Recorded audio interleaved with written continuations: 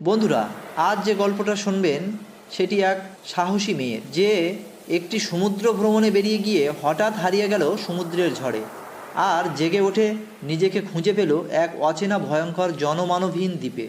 শেষ পর্যন্ত সে কি বেঁচে ফিরেছিল? কিভাবে সে ফিরে এলো? আর এই দ্বীপে 7 বছর আগে যে ছেলেটি হারিয়ে গিয়েছিল তার সঙ্গে এই মেয়ের কি অদ্ভুত যোগাযোগ ছিল? আজকের গল্প জনমানবহীন দ্বীপে হারিয়ে যাওয়া একটি মেয়ের গল্প, সত্য ঘটনা অবলম্বনে রহস্যময় গল্প। আজ আমরা যে মেয়েটির গল্প বলতে চলেছি এই সেই মেয়ে। নাম হলো ঐশী।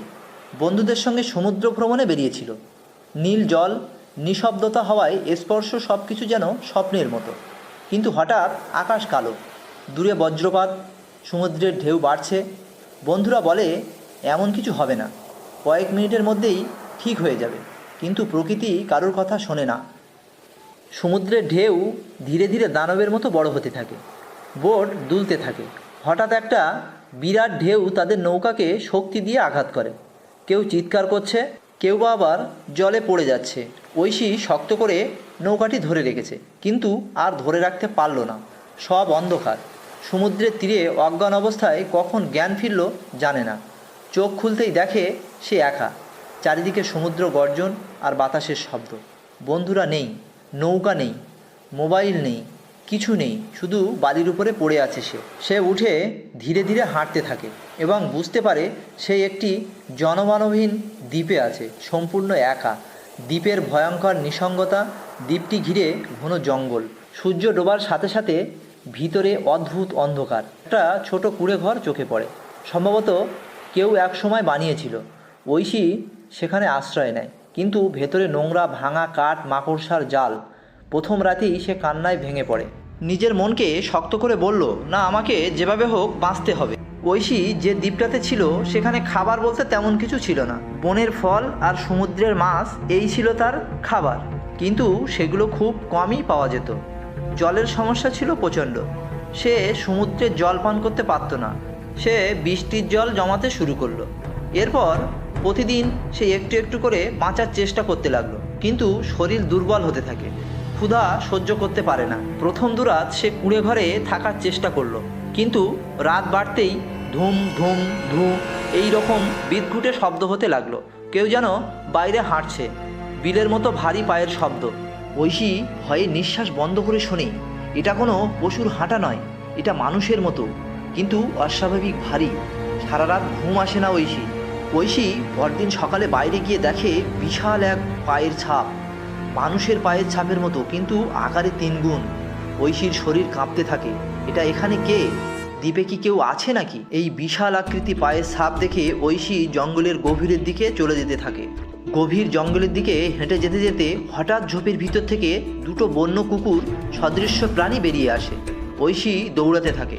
তার পা পাথরে লেগে কেটে যায়, তবুও সে দৌড় থামায় না, একটুর জন্য বেঁচে যায়। ঐশী দৌড়াতে দৌড়াতেই একখানা পুরানো তাঁবুর কাছে পৌঁছায়। চারিদিকে বোতল, কাগজ, ছেঁড়া পেপার আর একখানি ডায়েরি খুলে দেখে ওই ডায়েরিতে কী লেখা ছিল, যা জানলে আপনারা অবাক হয়ে যাবেন। এই জনমানবহীন দ্বীপে ডায়েরি বা কোথা থেকে এলো?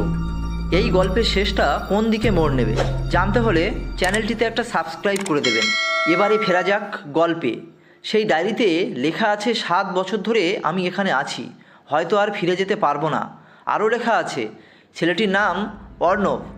রাতে যে শব্দটা আসে সেটা মানুষ নয়, এই দ্বীপে কিছু অস্বাভাবিক আছে। ঐশীর গা ঠান্ডা হয়ে যায়। তাঁবুটির পাশেই কাদামাখা এক পুরানো কুঁড়েঘর। মনে হয় ছেলেটি এখানেই থাকতো, কিন্তু ঘরে থাকার মতো অবস্থা নেই। সে কাঠ জোগাড় করে নিজের হাতে ঘরটাকে শক্ত করে বাঁধে।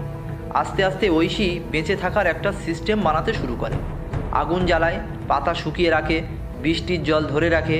ধীরে ধীরে সে বাঁচার কৌশল শিখে ফেলে। এইভাবে ঐশীর জীবনযাপন এক জনমানবহীন দ্বীপে জীবন কাটতে থাকে। একদিন আচমকা দূরে একটি জাহাজ দেখতে পায়। ঐশী সমুদ্রের কিনারে দৌড়ে গিয়ে আগুন জ্বালিয়ে, হাত নেড়ে, কাপড় উড়িয়ে সংকেত দেয়, কিন্তু জাহাজের লোকেরা দূর থেকে তাকিয়ে চলে যায়। হয়তো বুঝতেই পারেনি। ঐশী আরও ভেঙে পড়ে। আবার বাঁচার স্বপ্ন ভেঙে যায় ঐশীর। সেই রাতে পায়ের শব্দটা যেন আরও ভারী, আরও কাছে আসছিল। গল্পটা ইউটিউবের জন্য যখন লিখতে বসেছি মাত্র, হঠাৎ বুঝলাম শব্দটা শুধু কাগজে নয়, আমার কানের পাশেও যেন বেজে উঠল। এক মুহূর্তে শরীরটা কাঁটা দিয়ে উঠল। তখনই ভাবলাম, এই ভিডিওটা যারা দেখবে তারা কি আমার মতো অনুভব করতে পারবে? এই গল্পটা শুনে আপনাদের কেমন অনুভূতি হয়েছিল অবশ্যই কমেন্টে জানাবেন। সেই রাতে আবার সেই ভারী পায়ের শব্দ, আরও জোরে, আরও কাছে, ধুম ধুম ধুম। ঐশী এবার সাহস সঞ্চয় করে বাইরে তাকায়, কিন্তু কিছুই দেখতে পায় না। অন্ধকারে গাছগুলো শুধুমাত্র নড়ে উঠল। সে ভয়ে আবার কুঁকড়ে ঘরে ঢুকে দরজা আটকে দেয়। পরদিন দুপুরে আকাশে হঠাৎ একটা হেলিকপ্টার দেখতে পায়। ঐশী চিৎকার করে, দৌড়ে কাপড় নাচাতে থাকে। হেলিকপ্টার নিচে আলো ফেলে।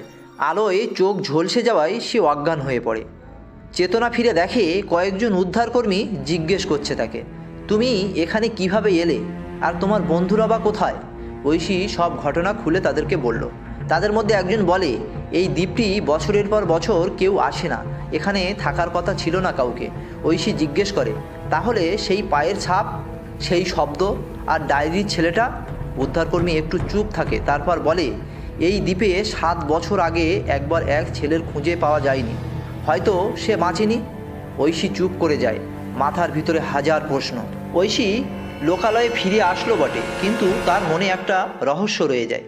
ঐশীকে লোকালয়ে নিয়ে যাওয়া হয়, চিকিৎসা, খাবার, বিশ্রাম সবই পায়, কিন্তু আজও সে ভাবে, সেই বিশাল পায়ের ছাপ কার? ছেলেটি কোথায় গেল? ডায়েরিতে লেখা সেই শব্দের রহস্য কী? শুধু একটাই কথা নিশ্চিত, ঐশী বেঁচে গেছে, নিজের সাহস আর বুদ্ধি দিয়ে। বন্ধুরা, গল্পটা যদি আপনাদের মনে দাগ কেটে থাকে, ঐশীর সাহস যদি আপনাদের অনুপ্রাণিত করে, তাহলে ভিডিওটি একটা লাইক করুন এবং কমেন্ট করে জানান কোন অংশটি আপনার সবচেয়ে ভালো লেগেছে। আর হ্যাঁ, আমাদের চ্যানেলের নতুন নতুন গল্প মিস না করতে সাবস্ক্রাইব করে রাখুন এবং পাশে থাকা বেল আইকনটি চাপুন। পরের ভিডিওতে আবার দেখা হবে, ততক্ষণ পর্যন্ত নিরাপদে থাকুন।